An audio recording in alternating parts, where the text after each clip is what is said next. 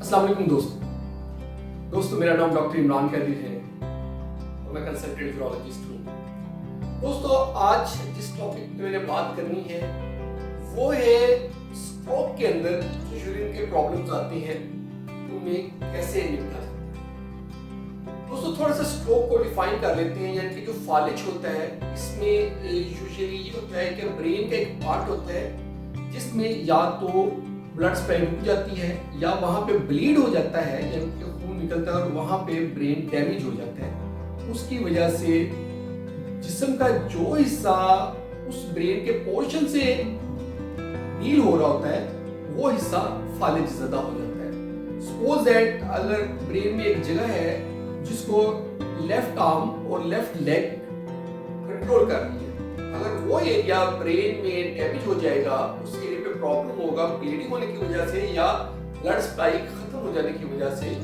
वो ब्रेन का उसका डैमेज होने से लेफ्ट साइड का आर्म और लेफ्ट साइड की लेग वो फालिज हो जाएगा, वो मूवमेंट करना छोड़ देंगी, उसकी सेंसिटिविटी भी खत्म हो सकती है और उसमें सेंसेशन लॉस हो जाएगी या हाइपर सेंसिटिविटी भी हो जाती है और उसमें वो ब्रेन से कंट्रोल नहीं होगा। तो दोस्तों ये थे थोड़ा सा डिस्क्रिप्शन के फालिज में ये हो रहा है। तो समटाइम फालिज की वजह से जो ब्लैडर है उसके ऊपर भी कंट्रोल खत्म हो जाता है। अब दोस्तों इसमें समझने वाली बात ये है कि किस तरह वो कंट्रोल खत्म होता है। या तो जो हमारा ब्लैडर है वो बहुत ज्यादा सुकड़ जाएगा, पेशेंट का मसाना स्पास्टिक हो जाएगा, स्पास्टिक होके वो सुकड़ जाएगा, सुकड़ के उसके अंदर यूरिन को स्टोर करने की कैपेसिटी नहीं होगी, यानी कि जैसे ही यूरिन उसमें आएगा वो फौरन यूरिन को निकाल देगा। एक ऑप्शन ये हो सकती है अगर ब्लैडर के ऊपर इफेक्ट हुआ है, या दूसरी जो उसमें प्रॉब्लम होती है वो कि ब्लैडर जो है वो बहुत ज्यादा हाइपोटोनिक हो जाता है, इस मींस के बहुत ज्यादा फूल जाता है, उसकी दीवारें यूरिन को बाहर निकालने में कोई हेल्प नहीं करती, वो रिलैक्स हो जाती है। जैसे किसी फालिज वाले पेशेंट का बाजू वो बिल्कुल रिलैक्स पड़ा होता है, वो उसमें कोई मूवमेंट नहीं होती, ऐसे ढीला ढाला पड़ा होता है, इसी तरह उसका जो ब्लैडर है वो बिल्कुल रिलैक्स हो जाएगा। वो बिल्कुल रिलैक्स होने की वजह से यूरिन उसमें इकट्ठा होता रहेगा। तो दोस्तों इसमें क्या प्रॉब्लम होता है, इसमें ये प्रॉब्लम होता है कि पेशेंट के ब्लैडर के अंदर 1.5 से 2 लीटर तक यूरिन जमा होता है।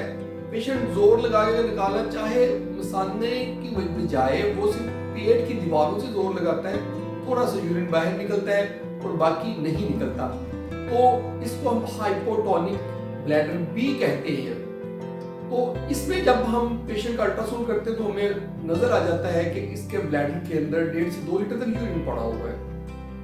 तो इसमें हम क्या करते हैं कि हम पेशेंट को CIC पे डालते हैं। इस कंडीशन में CIC क्या है कि क्लीन इंटरमिटेंट सेल्फ कैथेटराइजेशन, यानी कि पेशेंट को हम सिखाते हैं एक नाली ले, उसको अपने मसाना में पेशाब के रास्ते से डाल, उसको टीच कर देते हैं, वो खुद ही डालता है और उसको ये हर 4 घंटे बाद डालना होता है। पेशेंट अपने मसाना में ये पेशाब के रास्ते से हर 4 घंटे बाद जेल लगाकर नाली डालता है, फिर नाली निकाल के धो के रख लेता है। नेक्स्ट टाइम पर फिर वही सेम नाली वो धोता है, धोकर उसको दोबारा जेल लगाता है, ज़ाइलोकिन जेल लगा के या कोई भी लुब्रिकेंट लगा के वो अपने पेशाब के रास्ते से दोबारा स्लो इंट्रोड्यूस करता है और फिर अपने मसाना को खाली कर लेता है। दोस्तों ये था इसमें अगर हाइपोटोनिक यानी बहुत फैला हुआ बड़ा ब्लैडर है उसके ट्रीटमेंट का तरीका। और उससे पहले जो मैंने बात की जो बिल्कुल स्पेस्टिक हो जाता है, यानी कि उसके अंदर कैपेसिटी बहुत कम हो जाती है, इस कंडीशन में जो ब्लैडर है उसके लिए हम कुछ मेडिसिन देते हैं, जैसे मस्कुलिनिक रिसेप्टर एंटल जैसे सोलिफिनासिन वगैरह है वो देते हैं, या मीराबेक्रोन देते हैं ताकि ब्लैडर की कैपेसिटी कुछ बढ़े। ब्लैडर की कैपेसिटी कुछ बढ़ती है तब भी हमें सम टाइम इन पेशेंट्स को भी CISC यानी कि क्लीन इंटरमिटेंट सेल्फ कैथेटराइजेशन पर डालना पड़ता है। उनको हम सिखा देते हैं, वो अपने खुद ही नाली डालकर मसाना खाली करते हैं। ये थी ब्लैडर की केयर स्ट्रोक के पेशेंट में। इसके साथ साथ इन पेशेंट में या क्रोनिक कॉन्स्टिपेशन होती है, पेशेंट 3-4 दिन तक पोटी नहीं करता, तो उस कंडीशन में भी उसके लिए अनीमास देते हैं, ग्लाइसिन पोस्टेज यूज करते हैं, या फिर पेशेंट टोटली इनकॉन्टिनेंट होता है, फीकल इनकॉन्टिनेंस होती है, यानी कि पोटी थोड़ी निकलती रहती है। ये स्फिंक्टर का लॉस अगर ब्रेन के लेवल पे हो गया, ये कंडीशन भी कुछ पेशेंट्स में होती है। ये तो यूरिन और पोटी से रिलेटेड जो है मामला वो थे। इसके अलावा स्ट्रोक के पेशेंट में बाकी जो बेड सोर्स के केयर के लिए, या फिर जो आर्म उसका जो बाजू काम नहीं कर रहा, उसके लिए हमें फिजियोथेरेपी करवानी चाहिए और केयर देनी चाहिए पेशेंट को। तो इसलिए स्ट्रोक वाले पेशेंट में बहुत सारी तवज्जो की जरूरत होती है। तो उनको घर वालों की, सिर्फ डॉक्टर की इलाज की नहीं जरूरत होती, उसके साथ साथ उनको घर वालों की तवज्जो, घर वालों की तरफ से जो कुछ ट्रीटमेंट की जरूरत होती है, घर वालों ने खुद ही घर पे कुछ फिजियोथेरापीज और कुछ चीजें करनी होती है। तो इसलिए आप अपने मुआलिज से सीखें कि क्या क्या केयर इन पेशेंट्स को देनी चाहिए।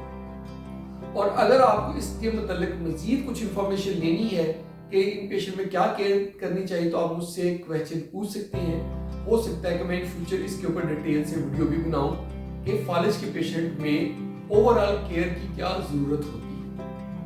दोस्तों, ये थी हमारी वीडियो कि फालिज में ब्लैडर का कैसे मैनेज करना है। अगर आपको मेरी वीडियो पसंद आई है तो आप इसको लाइक करें, इसको दोस्तों के साथ शेयर करें ताकि उनका भी फायदा हो, और हमारे चैनल को सब्सक्राइब कर दें ताकि इस तरह की वीडियोस आपको मिलती रहे। बहुत बहुत शुक्रिया।